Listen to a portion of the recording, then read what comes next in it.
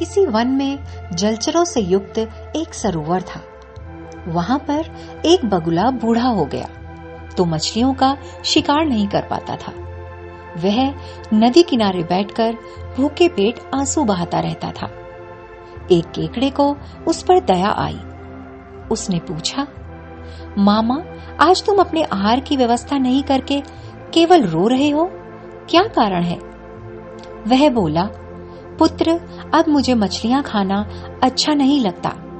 पास में आई मछलियों को भी मैं छोड़ देता हूं, क्योंकि मैंने मरने का व्रत ले लिया है।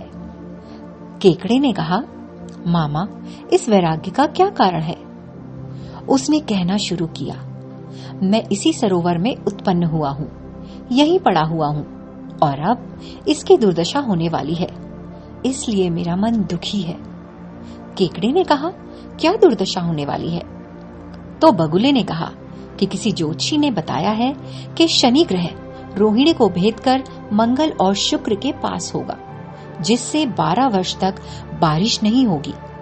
इस वजह से सारे जलचर मर जाएंगे। इसी दुख से मैं पहले ही अपने प्राण त्याग देना चाहता हूँ। इस सरोवर में तो अब थोड़ा ही जल बचा है।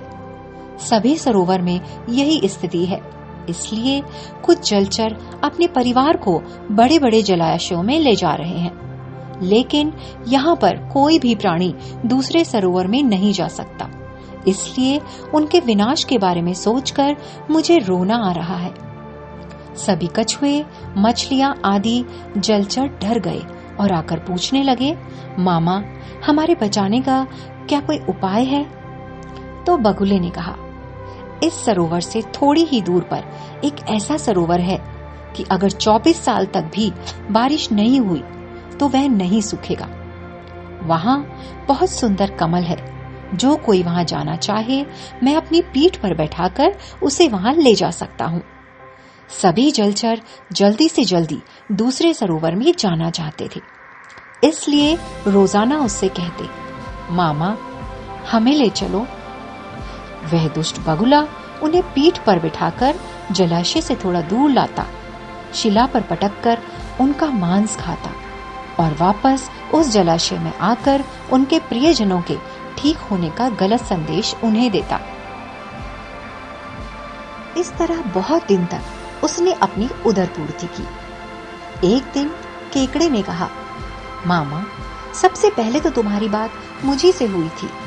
तुम मुझे नहीं ले जाकर बाकी जलचरों को रोज ले जाते हो। आज मेरे प्राणों की रक्षा करो। बगुले ने भी सोचा, रोजाना मछलियों का मांस खाकर उकता गया हूँ, आज केकड़े का मांस खाने का आनंद मिलेगा। यह विचार करके उसने उसे पीठ पर बिठाया और उस शिला की ओर ले चला। शिला को दूर से देखते ही वहां हड्डियों का ढेर देखकर केकड़ा उसकी चाल समझ गया। उसने कहा, मामा, जलाशय कितने दूर है? मेरे भार से तुम थक गए होगे। तो बगुले ने हंसते हुए कहा, आगे कोई जलाशय नहीं है, अपने भगवान को याद कर लो। अब मैं तुम्हारा भक्षण करने वाला हूं। तभी केकड़े ने अपने दोनों दांतों को उसकी सफेद कोमल गर्दन में फंसा दिया और फिर केकड़े ने उसकी गर्दन को साथ में लेकर जलाशय की यात्रा की। सब जलचरों ने पूछा, तुम क्यों लौट आए और आज मामा क्यों नहीं आए हैं? क्या हमको दूसरे जलाशय में ले जाने का अवसर नहीं मिलेगा? तो केकड़े ने हंसकर कहा, मूर्खों, उस बगुले ने छिपकर कितने जनों को खा लिया। सौभाग्य से मेरी आयु शेष थी, इसलिए उसके विश्वासघात को जानकर मैंने उसे मार डाला। मैं उसकी गर्दन लेकर आया हूं, यह देखो। दोस्तों, बोली एक दिखावा होती है। किसी भी व्यक्ति के चरित्र का ज्ञान उसकी बोली से नहीं, उसके कर्मों से लगाया जाना चाहिए। आज हम सब विज्ञापन देखकर बहुत जल्दी किसी भी संस्था या व्यक्ति पर विश्वास कर लेते हैं और बिना परखे उसे अपने जीवन का भाग बना लेते हैं। म्यूचुअल फंड्स के डेटा इत्यादि पर अंधविश्वास करके बिना रिसर्च के परिश्रम की पूंजी उनमें लगा देते हैं।